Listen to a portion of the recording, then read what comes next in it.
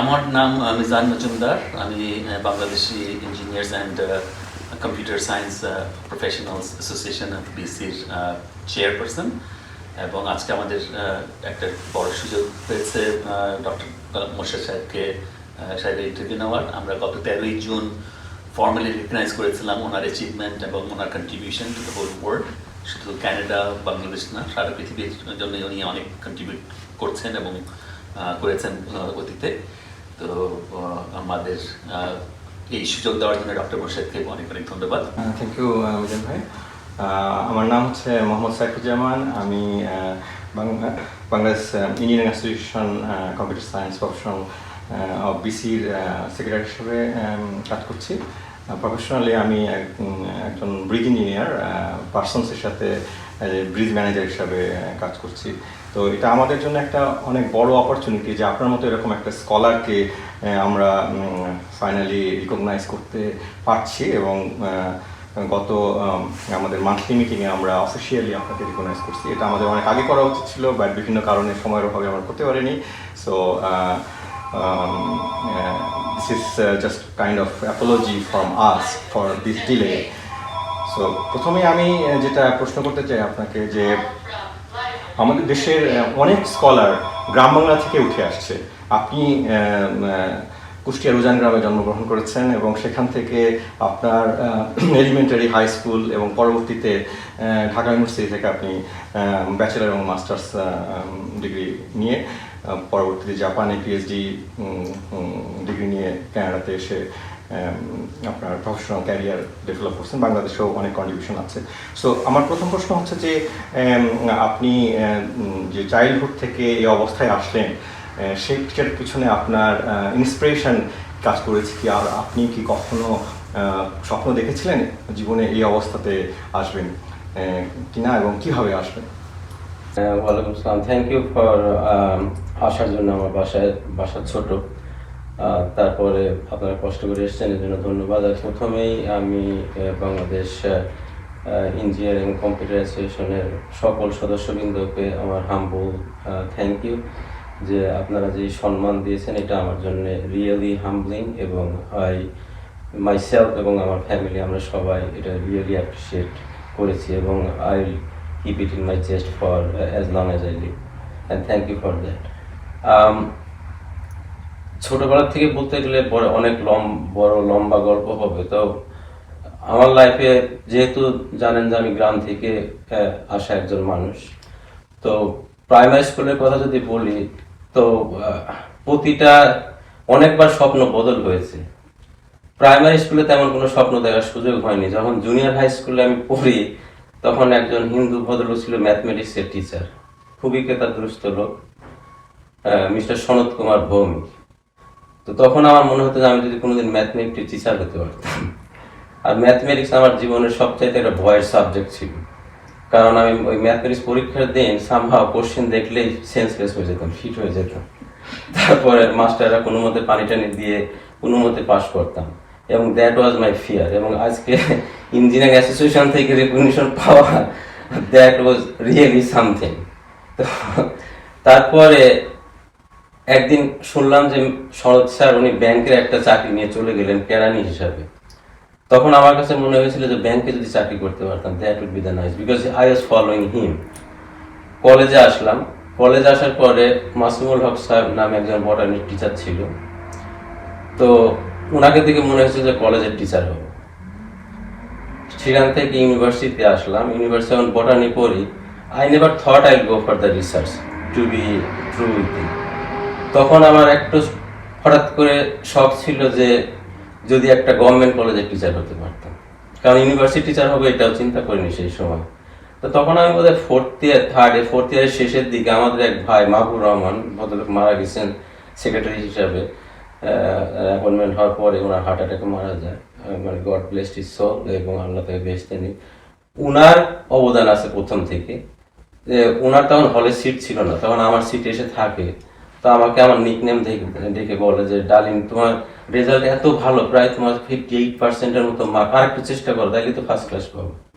তাই বললাম, ভাই মাহবুব ভাই 45 পাইলো সেকেন্ড ক্লাস, 58% কিসের পড়াশোনা? তো তারপর বললেন না তোমার আমি পড়াবো, তো উনি আমাকে তখন কোচিং করা শুরু করলো। তারপর লাস্টে কতগুলা করছে আনবিলিভেবলি 89, 90, 85, 90, তো এতে করে অনার্সে ফার্স্ট ক্লাস পেয়ে গেলাম সামহাও। কিন্তু আমার কোনো ইচ্ছাও ছিল না, ইচ্ছা ছিল সেকেন্ড ক্লাসই পাবো, কলেজের টিচারই করবো। তারপরে সেখান থেকে গেলাম মাস্টার ডিগ্রিতে। মাস্টার ডিগ্রিতে আবার তখন হলো কি আল্লাহর কি রহমত, ওই সময় মাইক্রোবায়োলজি ডিপার্টমেন্ট ওপেন হলো এবং সেখানে বলা হলো যে যারা অনার্সে বোটানি, জুওলজি এবং সয়েল সায়েন্স থেকে ফার্স্ট ক্লাস পাবে তারাই অ্যাপ্লিকেশন করতে পারবে। তো সেই সুবাদে আমি অ্যাপ্লিকেশন করলাম। সেখানে আর একটা ছোট্ট গল্প মনে আছে, আমার ক্লাসমেট সে ফার্স্ট ক্লাস সেও পেয়েছিল বোটানিতে। তো সে ফর্ম ফিল আপ করছে, তো আমাকে বলে ডালিম তুমি ফর্ম ফিল আপ করে একসাথে যাবো। তা আমি তখন, ওর বাবার নাম হলো প্রফুল্লচন্দ্র বণিক, তা আমি লিখছি মোহাম্মদ গোলাম মোর্শেদ, কারণ ওর অ্যাপ্লিকেশন দেখে আমি ফিল আপ করতেছি। আমি দেখছি পিতার নাম প্রফুল্লচন্দ্র বণিক, বলে যে তুমি এটা কি করতেছো, তো আমার বাবার নাম লিখতেছে। আমি তারা কেটে পরে সে মিতালি কিন্তু যায়নি, মিতালি বটানীতি থেকে গেছে, আমি মাইক্রোবায়োলজি গেলাম, সেখানেও ফার্স্ট ক্লাস পেলাম, বেশ ভালো ফার্স্ট ক্লাসই পেলাম। তো তারপর থেকেই ওই ফার্স্ট ক্লাস পাওয়ার সময়, ওই সময় আমার গবেষণাটা ছিল international centre for diarrhoeal disease research সেন্টারে, এবং ডক্টর আজিজ ছিলেন আমার সুপারভাইজার, এবং that was the start of my career.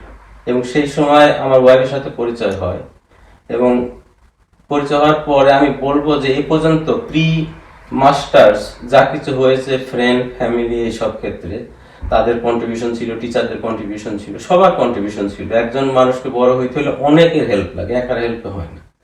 এরপরে ওই যে মাস্টার ডিগ্রি ডাউন যে পরের থেকে যে শুরু হলো, এখান থেকে আমি বলবো যে যে যদি আমি যদি নিজেকে যদি একটা বোর্ড হিসাবে কল্পনা করি, বোর্ডের হুইলটা কিন্তু ছিল আমার ওয়াইফের হাতে, এবং আমাকে অনেক সময় ডিসিশন নিতে হয়েছে যে I fail that it is really not good, এবং but I took it.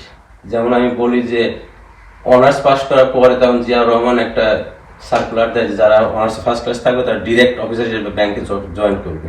I join, এবং I got an 6 month training, then after that I got appointed as a manager. তখন আমার ওয়াইফ বললো না তুমি চাকরি ছেড়ে দাও, ছেড়ে আজিজ স্যার বলতেছে টেকনাফে একটা টেকনিশিয়ানের পজিশন আছে, ওখানে যাও। তোমার মাথা খারাপ নাকি, আমি অফিসারের চাকরি ছেড়ে টেকনিশিয়ান হতে যাবো? না হ্যাঁ তুমি এইটাই করবো, চাকরি ছেড়ে দাও। ওখান থেকে চাকরি ছেড়ে দিলাম, ছেড়ে টেকনিশিয়ানে জয়েন করলাম। তবে আজিজ স্যার আমাকে বলেছিল যে মোর্শেদ তোমার রেজাল্ট হওয়ার দিনই you will be promoted to the scientific officer, এবং হি কেপ্ট হিজ ওয়ার্ড, এবং he was like my mentor for ever still.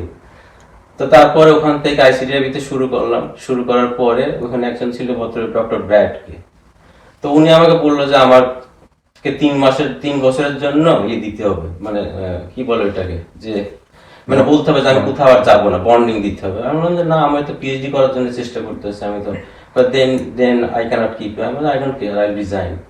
এবং রিজাইন দেওয়ার পরে মনে হলো যে হোয়াট ডিড আই ডু। তো আমি সাথে সাথে স্যারের অফিসে গেলাম, যেহেতু আমি তখন কেঁদেই ফেলেছিলাম যে স্যার আমি তো what I did a blunder. বলে যে no my son, you did the right thing, what this people think, what they think of themselves. তো তোমাকে আমি কালকে তুফাইল সাহেবের কাছে নিয়ে যাব শিশু হসপিটালে, তুমি ওখানে কাজ করবে। তো উনি পরের দিন আমাকে, ডক্টর তুফাইল সাহেব তখন উনি ছিলেন ফাউন্ডেশনের, শিশু ফাউন্ডেশনের ফাউন্ডার চেয়ারম্যান। তো উনি বললো যে এই ছেলে তুমি কি আমার ল্যাবটা ঠিক করে দিতে পারবে? এমন জি স্যার পারবো। তো ওইখান থেকে শিশু হসপিটালে জয়েন করলাম। তারপর একদিন 1 বছরের মতো হওয়ার পরে আমি যখন অ্যাসিস্ট্যান্ট প্রফেসর হয়ে গেছি ওখানে কিন্তু শিশু হসপিটালে, তারপরে প্রফেসর কামাল জাহাঙ্গীরনগর ইউনিভার্সিটি থেকে উনি ওনার এক ডিপার্টমেন্টে ডক্টর এনআর সাহেবকে পাঠালেন আমার এখানে, বলল যে আপনি কি ইউনিভার্সিটি শিক্ষকতা করতে চান? আমাকে ভাইস চ্যান্সেলর পাঠিয়েছে, যদি চান তাহলে আমরা আপনাকে অ্যাডহকে নিব। তা এটা আমি না কেন থট যে ইউনিভার্সিটি থেকে এসে আমাকে জিজ্ঞেস করবে যে আমি যাবো কিনা, তাই আমরা অবশ্যই আমি জয়েন করবো। তো আমি আমার ওয়াইফের সাথে কথা বলি, তো আমি বললাম দেখো ওরা তো আমি অ্যাসিস্ট্যান্ট প্রফেসর নিয়ে লেকচার, হয়তো লেকচার কি তোমার যায় নাই, তুমি ইউনিভার্সিটি ঢুকবা, সেই চাকরি ছেড়ে দাও। আবার নিচে নেমে আবার অ্যাসিস্ট্যান্ট প্রফেসর হলাম, তারপরে লেকচার হিসেবে জয়েন করলাম। তারপরে জাপানে গেলাম পিএইচডি করতে, পিএইচডি সাকসেসফুলি করলাম, ফেরত গেলাম, অ্যাসোসিয়েট প্রফেসর পর্যন্ত হলাম, হয়ে তারপরে দেশের পরিস্থিতি বিভিন্ন কারণে চলে আসতে হলো। তো চলে আসার পরে এখানে কোনো চাকরি পাচ্ছিলাম না, কিচ্ছু না, মানে কেউ কথাই বলেন না, বিশেষ করে যাদের কাছে যাই nobody has time to talk. তখন আবার জাপানে ব্যাক করলাম, আসার পরে জয়েন করলাম, তখন আবার সেখানে জয়েন করতে হলো ক্লিনিক্যাল ইনস্ট্রাক্টর হিসেবে, আবার go back to the town. তো আপনাদের দোয়ায় within 7 years I became full professor and University of British Columbia. That was record in our department. Nobody achieved that. And because of my work এবং আমি মনে করবো যে আক্তারির যথেষ্ট কন্ট্রিবিউশন ছিল এই পুশ করার পিছনে। তো তারপর থেকে আর তো পিছনে ফিরে তাকাতে হয় না। এর মাঝখানে আমাদের মেয়েও হয়েছে, মেয়েটা জন্ম হওয়ার পরের থেকেই সামহাউ এভরিথিং ওয়েন্ট আপওয়ার্ড। তো এই ইন এ নাটশেল আমার প্রফেশনাল ক্যারিয়ার। তো কাজে আমাকে বহুত চড়াই উতরাই পার হয়ে আসতে হয়েছে এখানে। এখানে যে অনেক সাডেন আমি এখানে বসে গেছি তা হয় নাই। এখানে অনেক কষ্ট আছে, ত্যাগ আছে, অনেক নেগেটিভ নিউজ আছে। মানুষ নেগেটিভ গুলো তার জানে না, পজিটিভ গুলাই জানে। কিন্তু নেগেটিভিটির ভিতরেও মানে I always felt that I should try again. ওইটাই অ্যাকচুয়ালি আমাদের সেকেন্ড কোশ্চেন ছিল যে আপনি এখন ডিসক্রাইব করলেন এটা তো কানাডা আসার আগ পর্যন্ত। কানাডা এসে যে আপনার achievement, definitely that was something very very remarkable. ওইটার সময় আমাদের কিছু বলেন যে আপনি কি করে কানাডাতে অ্যাসিমিলেট করলেন নিজেকে? কানাডাতে তো আমি প্রথমে বললাম যে কানাডাতে যখন আসলাম যে we came with a little bit of money about we all immigrant we do about আমার ওয়াইফ অলওয়েজ বলে যে we came with 3 person 6 suitcase. তো একজন দুইটা করে সুটকেস পাওনা ছিল, তো 6টা সুটকেস এবং আমাদের কিন্তু 3টা সুটকেসই বই ভর্তি ছিল ভাই। এবং এত ভারী, এবং ওই সময় ওয়েট লিমিট ছিল না সে যে যখন আমরা আসি। এবং ওই পোর্টাররা বলে হোয়াট ইজ ইনসাইড। তো আমি এত স্টুপিড ছিলাম, আমাদের ধারণাই ছিল না যে আমরা একটা ডেভেলপিং কান্ট্রি থেকে ডেভেলপড কান্ট্রিতে আসতেছি। আমাদের ধারণা ছিল কিছুই পাওয়া যাবে না, সব সাথে করে নিয়ে যেতে হবে। ওই বইগুলা কিন্তু আমরা জীবনে খুলিও নি, ওইভাবেই থেকে গেছে এবং ওইভাবেই একসময় চলে গেছে। তো আর কিছু টাকা নিয়ে আসছিলাম, টাকাগুলো শেষ হয়ে যাচ্ছিল। তারপরে একটা পর্যায়ে ভাবলাম যে সোশ্যাল অ্যাসিস্ট্যান্সের জন্য যাব, ওইখানে গেলাম। তো আমি জাস্ট খুব পার্সোনালাইজ ভাবে বলতেছি কথাগুলো যাতে নতুন প্রজন্মের জন্য হেল্প হয়। তো তারপর ওরা আমাকে জিজ্ঞেস করে যে তোমার কোথাও কোনো টাকা পয়সা আছে নাকি। তো তখন আমাদের জাপানে কিছু টাকা ছিল দুইজনের জমা, কারণ আমার ওয়াইফও পিএইচডি করেছে জাপান থেকে, যার জন্য আমাদের মোটামুটি ভালোই ছিলাম জাপানে। তা আমি ওর দিকে তাকাই, ও আমার দিকে তাকাই। তারপর ওই অ্যাসেসমেন্ট অফিসার বললো যে you have some money somewhere so you will not get social assistance. তো আমরা বিফল মনোরথে ফেরত আসলাম। তো ফেরত এসে আমার প্রফেসরকে ফোন করলাম জাপানে, তো আমার তো এই অবস্থা, আমি হোয়াট শুড আই ডু। তো বললো যে তুমি যে প্রজেক্টটা রেখে গেছো ওইটাতে একজন পিএইচডি করতেছে, তো তুমি আসো ওকে সুপারভাইজ করবা 3 মাসের জন্য। জিএসপিএস এর যে স্কলারশিপ, এটা ভেরি লুক্রেটিভ স্কলারশিপ। তা আমি ওদের দুজনকে রেখে চলে যাই। That was very very hard time.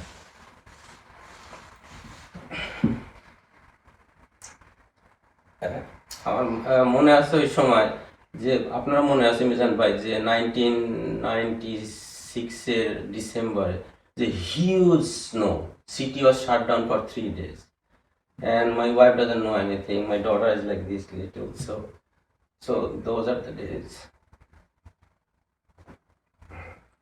Professional achievement আপনার কেমন হলো এখানে? হ্যাঁ, তারপরে যেটা বললাম যে তারপরে তো ওখান থেকে ব্যাক করার আগে যে জিনিসটা হলো যে একটা অ্যাডভার্টাইজমেন্ট হয়েছিল যে বিসি সেন্টার ফর ডিজিজ কন্ট্রোলে ভেক্টর বোর্ন ডিজিজের একজন হেড পজিশন নিবে। তো আমার কাছে মনে হয়েছিল যে somebody just reproduce my CV into the advertisement. স্পাইরোকিটের উপরে পিএইচডি থাকতে হবে, তারপরে স্পাইরোকিট সম্বন্ধে নলেজ থাকতে হবে, যেটা আমার পিএইচডি ছিল স্পাইরোকিটসের উপরে। স্পাইরোকিটসের গ্লোবালি দেয়ার আবার 6-7 ল্যাব, মানে কানাডাতে 2টা ল্যাব আছে, আমার ল্যাব আর ন্যাশনাল মাইক্রোবায়োলজি। আমেরিকাতে 3-4টা আছে, আর তেমন কোথাও আমি জানি না আছে কি। কাজেই you can think is very limited product, তো খুব বেশি একটা নাই। তো তারপরে যে জিনিসটা সবাই বলে না, আমি অকপটে বলি, কারণ সত্যি বলার ভিতরে কোনো লজ্জা নাই। তো তখন আমার একটা ভিডিও ইন্টারভিউ এর মাধ্যমে একটা সিলেকশন প্রসেসে হয়।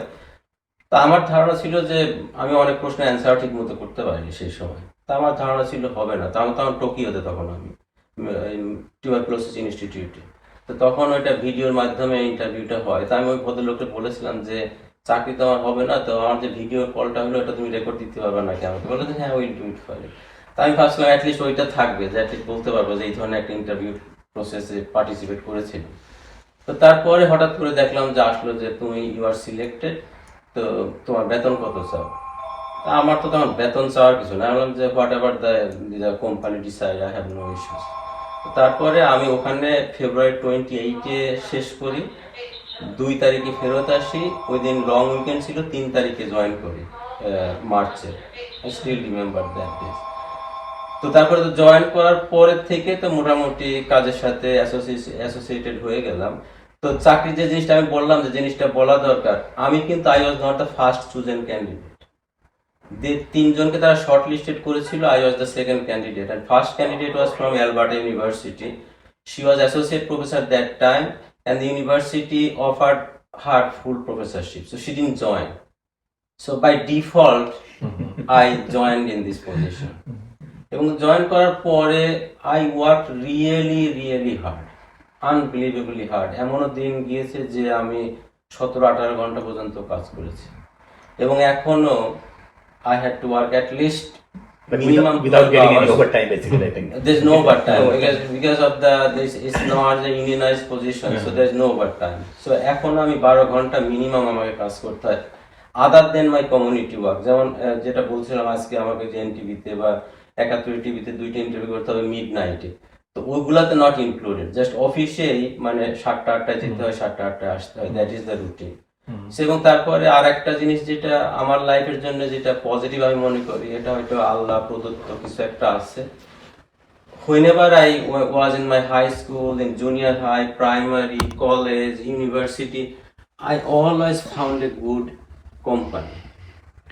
এবং আমার টিমটাও এখন যে কাজ করি, আমার ডিরেক্টর ইনক্লুডিং আমার কলিগরা, they are all very cooperative. So যার জন্যে তারপরে আমার ওয়াইফের দিক থেকেও মানে she has kind of open check for me that আমি যদি রাত্রে 1টায়ও আসি, she will never say that কেন এত দেরি করছে। তো এই যে জিনিসগুলা সব মিলিয়েই আমার মনে হয় যে এটা শুধু আমার একার জন্য যে হয়েছে তাও না, ফ্যামিলির সাপোর্টটা সবচেয়ে ইম্পর্টেন্ট। এবং আমি কনফারেন্সে মানে মিজান ভাই জানে যে কতবার আমাকে কনফারেন্সে যেতে হয়েছে, তো ওদেরকে রেখে গিয়েছে, কোনোদিন সে বলে নাই যে তুমি এত কেন যাচ্ছ, যাওয়ার দরকার নেই। তো তার একটা সাপোর্টটা একটা বিশাল ব্যাপার ছিল আমার জন্য লাইফে প্রোগ্রেস হওয়ার। Professional development, এটা কাজে একটা বিরাট sacrificed her for me basically. Continuation of that point, আমরা দেখেছি আপনার more than 150 scientific paper and publication আছে। তো এটা kind of innovation, each paper is a innovation. So it's not very easy to achieve 150 publication in a one career length. So আপনি কিভাবে আপনার টাইমকে manage করেছেন এরকম পাবলিকেশন রেডি করতে এবং সেগুলো প্রেজেন্ট করার জন্য বিভিন্ন কনফারেন্সে যেতে? একটা খুবই ইম্পর্টেন্ট কোশ্চেন, এবং আমি মনে করি নতুন প্রজন্মের জন্য আমি যেটা বলতে চাই যে এইখানে কিন্তু একটা ট্রিক্স আছে, যে এই যে 150টা পাবলিকেশন যদি আমাকে একা করতে হতো, আমাকে বোধহয় 3বার জন্ম নিতে হতো এবং 3বার 30 বছর করে চাকরি করতে হতো। যে আপনি যে পাবলিকেশনগুলো যদি দেখেন, যদি গুগল ড্রাইভে যে বা যে কোনো সার্চ ইঞ্জিনে যে দেখেন, আমার কিন্তু বোধহয় 1টা-2টা পাবলিকেশন আছে যেখানে বা 2জন অথর আছে, আমি আর একজন। আমার প্রতিটা পাবলিকেশনে কিন্তু দেখবেন যে 8জন, 10জন, 12জন, 11জন, 7জন করে অথরশিপ আছে। The main thing in the life that what I think for progressing is networking and collaboration, and the teamwork and collaboration. The more people you know, the better, and never not only ask know, for- utilize them, and just do it. And আমার কাছে অনেকেই মনে করে যে সে চিন্তা করে যে আমি যদি মিজান ভাইয়ের সাথে আজকে কাজ করি, আমি 2 বছর পরে কি পাবো, আমি আজকে যদি সাইফুজ্জামান সাহেবের সাথে কাজ করি, আমি 3 বছর পরে কি পাবো। Never ever thought that, just do what your heart says, you never know how this thing will come back to you as a benefit. আমার কাছে মনে হয় যে আমাদের কোঅপারেটিভ ওয়েতে কাজ করাটা শিক্ষাটাই আমাদের খুব কম। আর একটা জিনিস কি, আমরা সবসময় ফ্রুটটা সাথে সাথে পেতে চাই। You never know when your fruit will come. আমি একটা কথা বলি, আমাকে তো আমি যে যা বলে তাই হ্যাঁ বলি। আমাকে যেমন মানে সবাই অনেকের নাম আছে মিস্টার, আমাদের এক মহিলা ছিল তার নাম ছিল ডক্টর নো, কারণ সবকিছু না বলতো। আমার কিন্তু অবশ্যই একটা সুনাম আছে যে যে মোর্শেদ ইজ ডক্টর ইয়েস, যা বলবে তাই সে রাজি হবে। এবং যার জন্য আমাকে খেসারত পোয়াইতে হয়, অনেক কাজ করতে হয়। যেমন এই সপ্তাহে আমাকে 2-3টা প্রেজেন্টেশন দিতে হবে, কারণ কাউকে না বলতে পারি না। তো এরকম আমি জানতামও না। আমি এই যে কোভিড এর ব্যাপারে জিনোম বিসিতে একটা অ্যাপ্লিকেশন করেছিলাম, I knew that I will not get the grant, কিন্তু গ্র্যান্ট অথরিটিতে ওইখানে একজন মহিলা আছে, সে আমি নামটা যদি বলার দরকার নাই। তো ও আমার খুব ভালো ফ্রেন্ড এবং সে জিনোম ক্যান্সার এখন সে ভাইস প্রেসিডেন্ট। কিন্তু সে যখন আমাদের সাথে কাজ করেছিল তখন she was just communication officer. I had a very good relationship with her. I never thought that I'll get anything from her. And then I got that $250,000 grant. I mean, definitely she has something to say in this. গ্র্যান্টটা ভালো ছিল, এটাও টিমের grant, আমার একার না, আরো 3-4 জন author আছে। এই জন্য বলতেছে যে আমাদের যে এই যে টিম ওয়ার্ক, কোলাবোরেশন, নেটওয়ার্কিং, এই 3টা জিনিসের জন্যই কিন্তু 150টা ভাই পেপার। এটা যে আমার সবার নিজের কাজের জন্য তা না। অনেক পেপারে শুধু খালি আমার নামটা তারা দিয়েছে কারণ আমার নামটা দিলে তাদের হেল্প হবে, আমি শুধু পেপারটা রিভিউ করে দিয়েছি। তো এইটা একটা সার্টেন টাইম আসে যখন you don't have to do much, you just work with them and you get it done. Of course আমাকে যেমন নিজের কিছু কাজ করতে হবে, আমি যদি কাজ না করি তাহলে তো আমাকে কেউ চিনবে না। তো কাজে it's a combination of all those thing. So like your teachers, your teaching, your service, your collaboration, networking, teamwork, all these things works. And always have to have positive attitude. Never talk about negative thing. Negative thing will take downward spiral down. Positive will take spiral upward. That is the key for some. কথাতে already আপনি COVID-19 সম্বন্ধে যেটা এখন পৃথিবীর সবচেয়ে বেশি আলোচিত বিষয় নিয়ে আপনি অলরেডি কিছুটা করেছেন যে আপনি রিসার্চ করছেন বা এটার সাথে আপনি জড়িত আছেন। আপনার আমরা ভালো করে জানি যে ইভেন আজকে রাত্রে আপনার 2টা ইন্টারভিউ আছে বাংলাদেশি টিভি, 2টা টিভি চ্যানেলে। তো আপনি ডেফিনেটলি কোভিড-19 বাংলাদেশে যে হচ্ছে এফেক্ট হচ্ছে বাংলাদেশে, সেটার উপরে আপনি আপনার অবদান রাখার চেষ্টা করছেন। তো ওইটা সম্বন্ধে আমাদের কিছু বলেন। বাংলাদেশ আমরা সবাই জানি, আমরা সবাই বাংলাদেশ থেকে এসেছি এবং আমাদের একটা হার্টের বিরাট অংশ সেখানে পড়ে আছে, যার জন্য কিন্তু আমরা সব সময় চেষ্টা করি দেশের জন্য কিছু করার জন্য। যেমন আমি অনেকের কাছে বলি যে আমি কানাডাতে প্রায় 24 বছর হয়ে গেল, but I never became A full Canadian. কারণ সকালবেলা উঠেই যখন আমি ল্যাপটপটা ওপেন করি বা কম্পিউটারটা ওপেন করি, খুলেই কিন্তু www.ittefaq.com এ যাই, দেখি যে ইত্তেফাকের খবরটা, তারপর ডেইলি স্টার দেখি, তারপরে নিউ স্টার দেখি, তারপরে দেখি যে সিবিসিতে কি হচ্ছে, ভ্যানকুভার কি হচ্ছে। এটা একটা মেন্টাল একটা জেনেটিক্যাল সেটআপের মতো হয়ে গেছে। তো যার জন্য যখন দেখি আর বাংলাদেশের সিচুয়েশনটা কমপ্লিটলি ডিফারেন্ট দেন আওয়ার্স। কারণটা কি বলি, আমাদের এইখানে রিসোর্সেস বেশি, পপুলেশন কম, স্পেস বেশি। বাংলাদেশে পপুলেশন বেশি, রিসোর্সেস কম, আর হেলথ সেক্টরটা সামহাও আমাদের দেশে ডেভেলপ করে ওঠেনি এবং করে ওঠেনি। এখানে আমি জানি না কিভাবে বলা, গভর্নমেন্ট আমার মতে যে গভর্নমেন্ট যতটুকু করা, দে আর ট্রাইং দেয়ার বেস্ট, আমার গভর্নমেন্টের সম্বন্ধে বিন্দুমাত্র মানে খারাপ চিন্তা করার কোনো রিজন নাই। কিন্তু যে জিনিসটা হচ্ছে যে এতটুকু একটা জায়গার ভিতরে 160 মিলিয়ন ওভার পপুলেশনকে ডিস্টেন্সিং করানো, তারপরে একটা মেসেজ অ্যাডহেয়ার করানো ইজ নট সিম্পল। মানে আমি যদি এখানকার ক্রিটিসিজমটাই করি যে এখানে যখন বলা হলো যে 6 জন একসাথে গ্রুপে করতে পারবে, যেতে পারবে, then I went for a bike ride on the other day, and then I saw in the English Bay huge number of people. What is no social, even the educated people like here, the very law abiding people. And বাংলাদেশে যেখানে একটা big percentage of people তারা daily মানে তাদের daily কাজ না করলে তাদের টেবিলে ফুড আসে না, বা তাদের প্লেটে ফুড আসে না। আমি বলবো টেবিল অনেকেরই নাই, প্লেটে ফুড আসে না। তো তাদের তো বাইরে যাওয়া ছাড়া উপায় নাই। তো এই সিচুয়েশনে মানে কিভাবে করা যাবে, এটা আই থিঙ্ক এ লট। যার জন্য আমি একটা টিভি প্রোগ্রামে বলেছিলাম যে এখন বাংলাদেশে এখন যেটা করা যায়, যেটা আমরা করতে পারি, যে আমরা হাতটা ধুতে পারি। কারণ সাবানের দাম বাংলাদেশে খুব একটা বেশি না। একটা সাবান কেটে যদি আমি পিস পিস করে পকেটে রাখি, তো যেখানে গেলাম হাতটা ধুইলাম, that I can do. I can use a mask. কারণ আমার এখানে আমি ওই দিন একটা ইন্টারভিউ বলেছিলাম যে এখানে আমাদের কোনো মানে ডিজনিল্যান্ডের লোগো লাগানো বা টাইগারের লোগো লাগানো মাস্কের দরকার নাই। জাস্ট গেঞ্জি কেটে বা লুঙ্গি কেটে সেলাই করে দিলে দ্যাট উইল হেল্প। আর মাস্ক কি আমাকে প্রোটেক্ট আদার পিপল থেকে করবে না, আমি আদার পিপলকে প্রোটেক্ট করবো। দ্যাট ইজ দ্য ফিলোসফি, যে আমার যদি মাস্ক থাকে তাহলে আমার ড্রপলেটটা বাইরে যাবে না, other people will not effect. এবং আমি যদি আমাকে প্রোটেক্ট করি, আপনি যদি আপনাকে করেন, মিজান ভাই যদি মিজান ভাই করে, then if we all protect, it's kind of discovery of shoe type. আমরা যদি সবাই নিজেদেরকে প্রোটেক্ট করি, then ultimately we are protecting others, এবং protecting others mean protecting myself. So those two things we can do. এবং এই জিনিসটাই আমি বারে বারে টিভি অ্যাঙ্করদেরকে বলেছি যে ভাই আপনারা যদি পারেন এইটাকে মেসেজটাকে দিতে চেষ্টা করেন। আর ট্রিটমেন্টের ব্যাপারে আপনারা জানেন যে কোনো ভালো ট্রিটমেন্ট এখনো পর্যন্ত আসতেছে না। ভ্যাকসিনের ব্যাপারে জানেন যে ভ্যাকসিন যদিও অনেক আগিয়ে গেছে, এখন দুইটা কোম্পানি বোধহয় ফেজ 3 ট্রায়ালে চলে গেছে, ভেরি সুন হয়তো ভ্যাকসিন উইল বি অ্যাভেলেবল, কিন্তু এই ভ্যাকসিনের যে ভ্যালিডিটি কতটুকু থাকবে, কতটুকু কাজ করবে, still we don't know. How long the immunity will last we don't know. তারপরে আরো আমরা যেটা ডাটাতে দেখতেছি, আমার আগামী 23 তারিখে একটা গ্র্যান্ড রাউন্ড দেবো বিসিসিডিসিতে, ওখানে সেরোলজি, যে অ্যান্টিবডি এবং ইমিউনিটি সম্বন্ধে বেসিক্যালি কথা বলবো। তা আমি কিছু স্টাডি অলরেডি করেছি, তো ওখানে দেখলাম যে একটা certain population of the people, they don't even develop immunity, no antibody, and that came from the New York. About 5% of the population they exposed, they are PCR positive, but they have no antibodies. So what you will do with them? So this virus is, those more and more we are learning, is very complicated one. Even is sticking for so long. SARS virus was gone in a couple of months, but this is already 6 months, and still this is ramping up. WHO বলেছে যে একদিনে তাদের 150,000 case হয়েছে on a single day.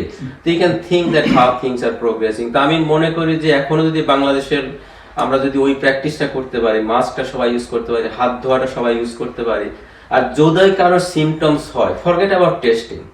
আমি always বলি যে বাংলাদেশে টেস্টের ভ্যালু অবশ্যই আছে যদি গুড টেস্ট হয়। যদি কোয়ালিটি অ্যাসিওর টেস্ট না হয়, যা সিমটম দেখে, যদি কারো সিমটমে যদি কাশি হয়, সর্দি হয়, না হোক কোভিড, তবু ভাই তুমি বাসায় থাকো, বা বোন তুমি বাসায় থাকো, 14টা দিন তুমি নিজেকে কন্টেইন করো, you don't go out. Then those are the kind of messages need to be going around the community. কারণ এখানেও তো আমরা প্রথমে সবাইকে টেস্ট করিনি, আমরা 3টা ফেজে টেস্টটা এখানে করেছি ব্রিটিশ কলম্বিয়াতে। প্রথমে শুধুমাত্র যারা চায়না থেকে এসছে বা অন্য দেশ থেকে এসছে, ইরান থেকে যেখানে টেস্ট ছিল তাদেরকে টেস্ট করলাম। তারপরে আমরা অ্যাকিউট কেয়ার, হেলথ কেয়ারকে টেস্ট করলাম। এখন আমরা উই ওপেন টু এভরিবডি, কারণ test number is low, sample is low, we can handle. আমাদের প্রথমে যদি সবাইকে করতাম, we would be even broken. এইসব দেশে বা পাশ্চাত্য দেশগুলোতে অ্যাটলিস্ট গভর্নমেন্টের সাবসিডি আছে, বাংলাদেশে সেটা সম্ভব না। যারা দিন আনি দিন খায়, তাদের 2 দিনের বেশি 3 দিন বাসায় বসে থাকা মানে পুরো পরিবারকে না খাওয়া রাখা।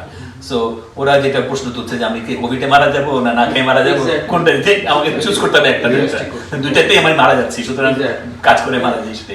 আর তারপরে আমি তো নিজের কথা বাদ দিলাম, আমি যখন দেখবো যে আমার ছোট বাচ্চাটা খাওয়ার জন্য কান্নাকাটি করে, then what is the point of my living? তো লোকটা তো বাইরে যাবেই, তো আপনি how do you stop him or stop her? There is no way. একটা কোশ্চেন করতে চাই, আপনার মোস্ট অফ দ্য রিসার্চ হচ্ছে যে animal born disease transmitted to the human. So আমরা এক সার্টেন পয়েন্ট শুনেছিলাম যে কোভিডটা চায়নার অ্যানিমেল মার্কেট থেকে স্প্রেড করেছে। তো এটার সম্পর্কে কিছু ডিটেল বলবেন যে এটা কিভাবে অ্যানিমেল থেকে স্টার্টেড হলো নাকি অন্য কোনো সোর্স থেকে আসছে? যে ইনফরমেশনগুলো এসছে সবগুলাই মানে প্রমাণ করে যে এটা অ্যানিমেল থেকে জাম্প করে হিউম্যান কমিউনিটিতে এসছে, এবং দিস ইজ ভেরি ন্যাচারাল। এটা আজকে নতুন কিছু না। আমি এরকম অ্যাটলিস্ট 10টা এক্সাম্পল বলতে পারি। ওয়েস্ট নাইল ভাইরাস সেম ভাবে এসছে, নিপা ভাইরাস বাংলাদেশে যেটা হয়েছে সেম ভাবে এসছে, ডেঙ্গু ভাইরাস সেম ভাবে এসছে। তো তারপরে এরকম অনেক ভাইরাস আছে, এবোলা বলা যায়, তারপরে মার্স, সার্স, তারপরে আরো কি বলবো যে লাসা, যেগুলা অনেক আরো serious virus. Even influenza also come from the bird, as you know, that is the main source.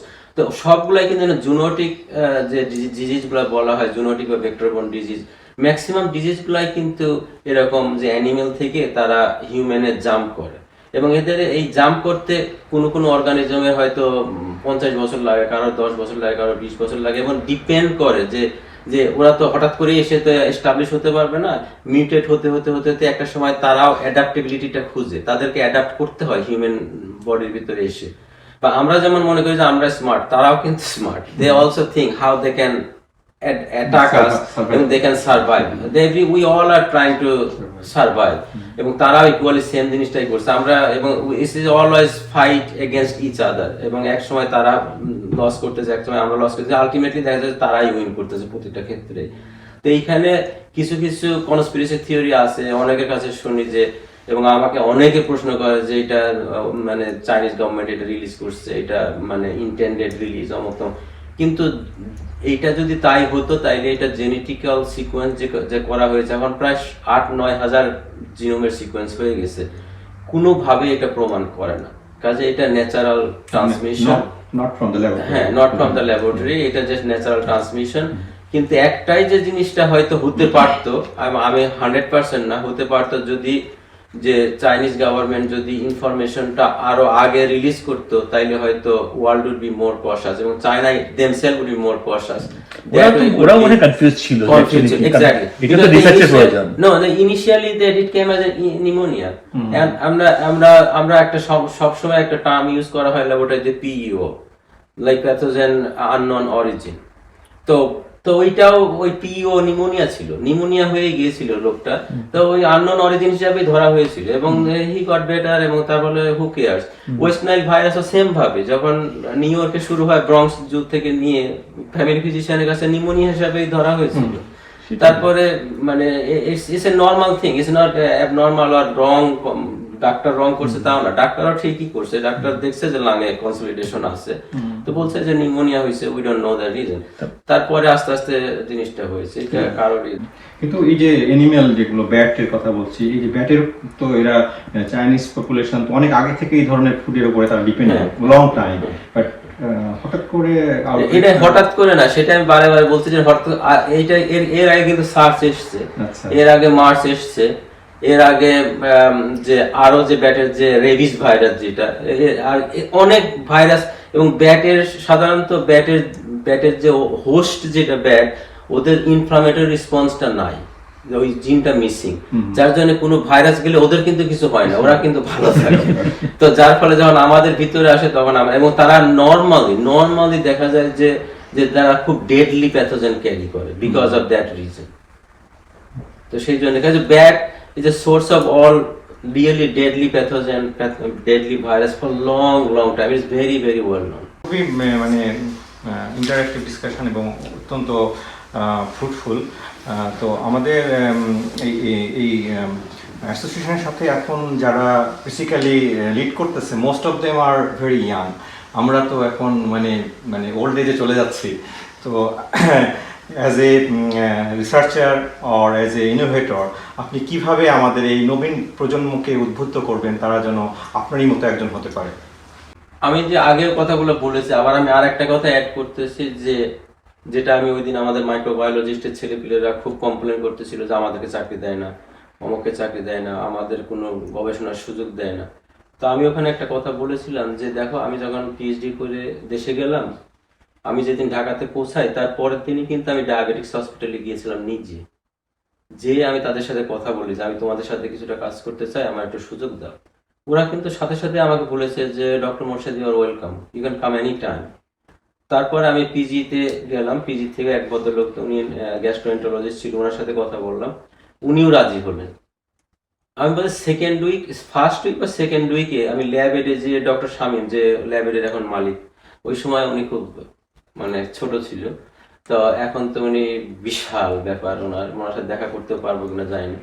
তো তখন আমার সাথে দেখা করতে গেলাম, তাই বললাম যে আমার তো বিকালের দিকে আমি ফ্রি আছি, যদি আপনি আমাকে যদি মনে করেন যে আপনাকে আমি হেল্প করতে পারবো, তাই আমি জয়েন করতে চাই। তো উনি সাথে সাথে বললো যে মোর্শেদ ভাই, I will be really happy if you join as a head of microbiology in my diagnostic section. তো ওইখানে তখন জয়েন করলাম।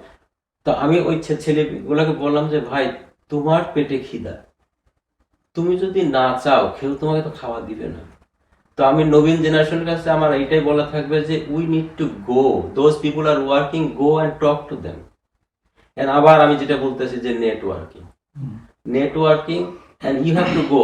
একটা দরজা বন্ধ থাকতে পারে অলওয়েজ। আমি যে প্রথম নকেই দরজাতেই নক করে বলে যে আমি খুব টায়ার্ড, আমি ডিপ্রেস, আমি ডাউন, আমি অমুক, nothing. If you are down, who cares? There are 8 billion people on this earth.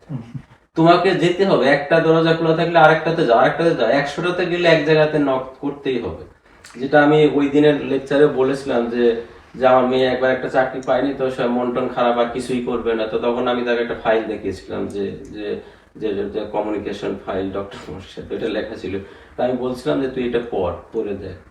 তো ওইটার ভিতরে প্রায় 100 লেটার ছিল, তার ভিতরে প্রায় 98টাই কিন্তু নেগেটিভ লেটার ছিল, 2টা পজিটিভ লেটার ছিল।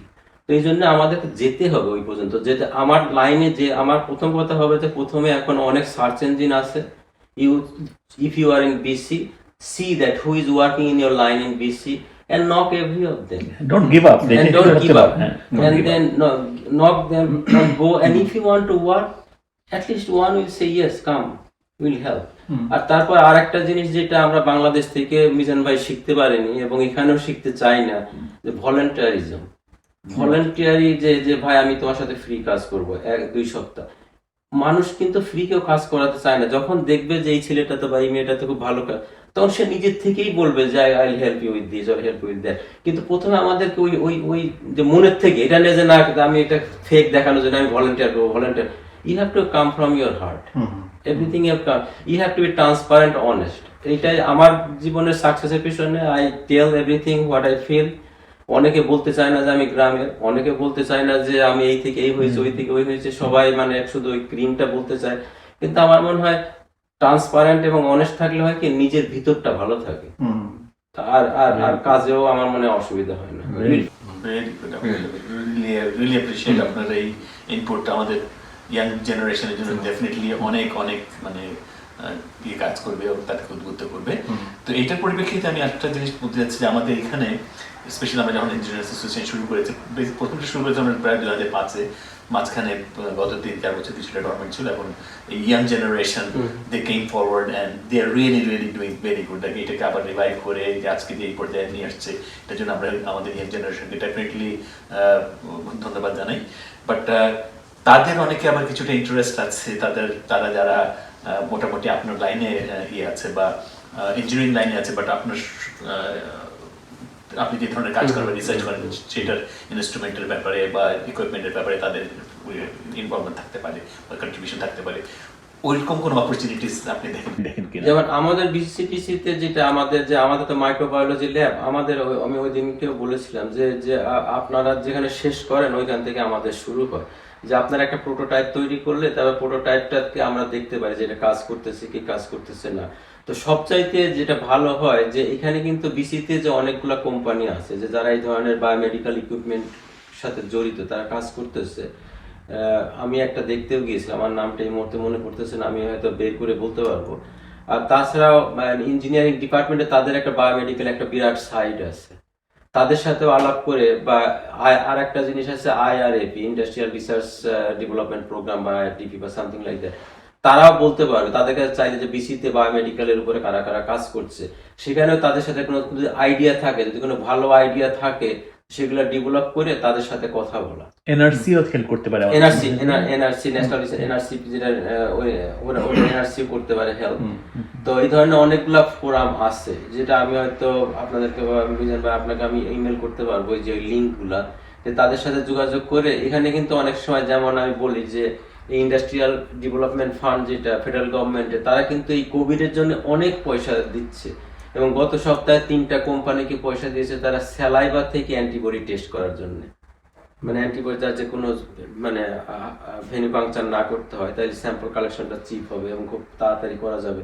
তো এই ধরনের ইন্ডাস্ট্রিয়াল যে কানাডার যে স্পন্সরিং এজেন্সি, তারা কিন্তু অনেক ছোট ছোট জিনিস করে। এবং ইট ডাজন্ট মিন দ্যাট আপনার ইউনিভার্সিটির সাথে জড়িত থাকতে হবে। You can just open your own company and you can apply as a company. যেমন আমি জানি যে আমার সাথে অনেক diagnostic company they approach me যে আমাদের সাথে কোলাবোরেট করতে চায়, কিন্তু আনফরচুনেটলি আমরা যেহেতু মিনিস্ট্রির সাথে অ্যাসোসিয়েশন, আমাদের ওই ধরনের সুযোগ নাই যে কোলাবোরেশন করা। কিন্তু ইউ ক্যান ডিরেক্টলি রাইট, যার জন্য ইউনিভার্সিটি টিচাররা কিন্তু most of them have their own small company and they apply for those kind of grant. Nobody is doing research from their own pocket and there are lots of opportunity. And মানে young ছেলেপিলেরা তারা আমাদের চাইতে অনেক বেশি জানে মিজান ভাই in terms of information gathering. তো আমার মনে হয় ওইগুলা করলে, এবং যদি 4-5 জন বন্ধু মিলে যদি, যেমন আমি মানে বলতেছি না যে হবে, আবার আমি এটা বলতেছি না যে হবে না, যে আমরা যে হিস্ট্রিগুলো আমাদের চোখের সামনে আছে, বিল গেটের হিস্ট্রি বা স্টিভ জবসের হিস্ট্রি বা জাকারবার্গের হিস্ট্রি, আমাদের ভিতর থেকে হবে না, who knows? All started from the garage. Exactly. All started from the garage. যদি গুড আইডিয়া থাকে, it will float.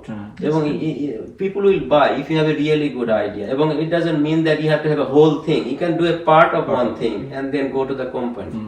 অলরেডি আপনাদের অ্যাচিভমেন্ট আমাদের বেশ কিছু আলোচনা করেছি, বাট তারপরে আমি আবার প্রশ্ন করব যে আপনার লাইফে আপনি কি মনে করেন আপনার সবচেয়ে বড় অ্যাচিভমেন্ট কি? অনেক বড় বড় অ্যাচিভমেন্ট আছে আপনার, বাট তার মধ্যে মানে তুলনা করে আপনি কোনটাকে সবচেয়ে বড় অ্যাচিভমেন্ট মনে করেন? আই থিঙ্ক দ্যাট অ্যাচিভমেন্টের তো কোনো শুরু আছে কিন্তু শেষ নাই। অ্যাচিভমেন্টের ভিতরে আমি যেটা মনে করি যে যে যখন আমি কাউকে হেল্প করতে পারি এবং যখন মানুষ হেল্প হয়, তখন ওইটা আমার কাছে একটা বিরাট বড় অ্যাচিভমেন্ট হয়। এই যে অ্যাওয়ার্ডগুলো এখানে দেখতেছেন ঝুলানো, ওর চাইতে আমি একটা ছোট্ট গল্প বলে শেষ করতে চাই যে আমার কাছে একবার একটা ডাক্তার ফোন করেছিল, মহিলা ডাক্তার। মানে সে বলে যে I know that this is not right but I am phoning you, আর কি জন্য বলে আমার ছেলের ব্যাপারে। তো কি, তো বলে যে আমার ছেলে তো এরকম 20 বছর বয়স, he is totally now bed written, এবং আমি কি করবো জানি না, এবং জানি যে তোমার অনেক এক্সপিরিয়েন্স আছে এই জুনোটিক ডিজিজ জিনপ্যাথির ব্যাপারে। তা আমার ছেলে ইন্ডিয়াতে এই জায়গাতে যে এই তার ট্যুর ছিল, এরপর আসার পর থেকে সে মানে সিক।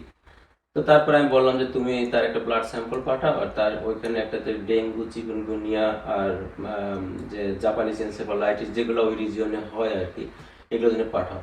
তো তারপরে আমরা ফাইন্ড আউট করলাম যে তার চিকুনগুনিয়া ভাইরাস হয়েছে আর কি। তো তারপরে he was managed and he got completely cure. তো তারপরে ওই ভদ্রমহিলা আমাকে একটা কার্ড পাঠিয়েছিল with a big expensive champagne. তো দ্যাট ওয়াজ দ্য, আমি মনে করি যে মাই দ্য বিগেস্ট অ্যাচিভমেন্ট। তো আমি তো শ্যাম্পেনটা খেতে পারিনি, তোমার আমার বসকে দিলাম, যে বলে যে oh Morshed what did you find, আমি যে দিস ইজ, তো বলে oh my God you know the how expensive, জানো না, আই ডোন্ট নো। তো আমার কাছে I kept that letter still. So আমি মনে করি যে এই ধরনের ছোট ছোট জিনিসগুলাই কিন্তু। আর একটা আমার মনে আছে যে ওই যে সেই সিনিয়র টেকনোলজিস্ট হয়ে যে টেকনাফে গেলাম, ঈদের সময় একটা বাচ্চা এসেছিল, 7-8 বছরের বোধহয় বাচ্চাটার বয়স হবে, ঈদের 3-4 দিন আগে। তো তো তখন ওই বাচ্চাটা শিগেলা ডিসেন্ট্রি, মানে পুরা রক্ত যাচ্ছে পায়খানা দিয়ে, এবং মেয়েটা চোখ টোক মানে মারা যাবে, টোটালি শিল die in a days or two. তা আমি তখন করেছিলাম কি যে ব্যাকটেরিয়া কালচার করে সেন্সিটিভিটি করে ট্রিটমেন্ট দিতে 4-5 দিন লাগে। তো আমার হঠাৎ করে মনে হলো তো মরেই যাবে, তো আমি ব্লাডটাই মানে পায়খানাটাই প্লেটের উপর দিয়ে ডায়াগনস্টিক ডিসগুলো বসিয়ে দিয়ে ইনকিউবেটরে দিলাম। তো দেখি যে মানে ওই ট্রাইমেথাইলমিথ সালফামিথের জন্য খুব ক্লিয়ার জোন আসছে, তো তখন ওইটা সাথে সাথে দিতে বললাম ডাক্তারকে। তো দেওয়ার পরে তো আল্লাহ রহমতে ওই মেয়েটা ঈদের আগের দিন কিন্তু সে বাড়ি যেতে পেরেছিল, ঈদ করতে পেরেছিল। So that was the kind of gift. এখানে আমার কাছে মানে কম্পেয়ার করছি আমি এটাকে, যে professional achievement and social achievement. আমার কাছে আপনি যে দুইটা অ্যাচিভমেন্টের কথা বললেন, বড় লেগেছে আপনার কাছে, লাইফ সেভিং, দুইটাই কিন্তু সোশ্যাল অ্যাচিভমেন্ট, একাডেমিক অ্যাচিভমেন্ট না। একাডেমিক অ্যাচিভমেন্ট তো আপনার অনেক আছে, বাট আপনাকে সবচেয়ে বেশি নাড়া দিয়েছে যেটা, সেটা হচ্ছে আপনার সোশ্যাল অ্যাচিভমেন্ট। এবং তারপরে কিন্তু ডক্টর আজিজ বললো যে Morshed this will be a good paper, you should write it up. তো আমরা পরে একটা পেপারও লিখেছিলাম যে ডিরেক্ট ড্রাগ সাসেপ্টিবিলিটি টেস্টিং এর উপর। সো এই জন্যই বলি যে ছোট ছোট জিনিসগুলাই কিন্তু মনে দাগ মানে টানে। তারপরে যে যেটা এই যে গত 19 সালে যেটা দিল আর কি, যে distinguished microbiologist award, I never even thought. তো ওই মুহূর্তে ওই জিনিসটা ভালো লেগেছিল। তারপরে আপনাদের এটা যেটা বললাম যে আমি যে অঙ্ক পরীক্ষাতে ফিট হয়ে যেতাম, এখন সেই ইঞ্জিনিয়ারদের কাছ থেকেই মানে রিকগনিশন পাওয়া, দ্যাট ইজ সামথিং।